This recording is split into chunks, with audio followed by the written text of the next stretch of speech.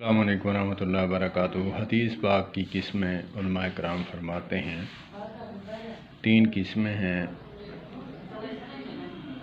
قولی، فعلی، تقریری۔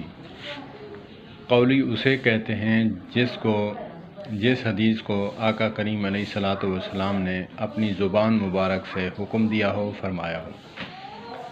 فعلی اسے کہتے ہیں جس کو آقا کریم علیہ الصلاۃ والسلام نے عمل کر کے اپنے جسم مبارک سے کر کے دکھایا ہو، پریکٹیکل طور پہ اسے فعلی کہتے ہیں۔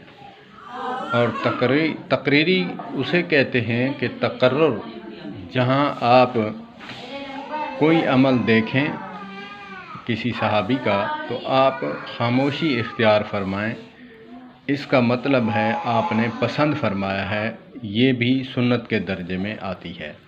اللہ پاک ہمیں تینوں حکموں پر عمل کرنے کی توفیق عطا فرمائے۔ والسلام علیکم ورحمۃ اللہ۔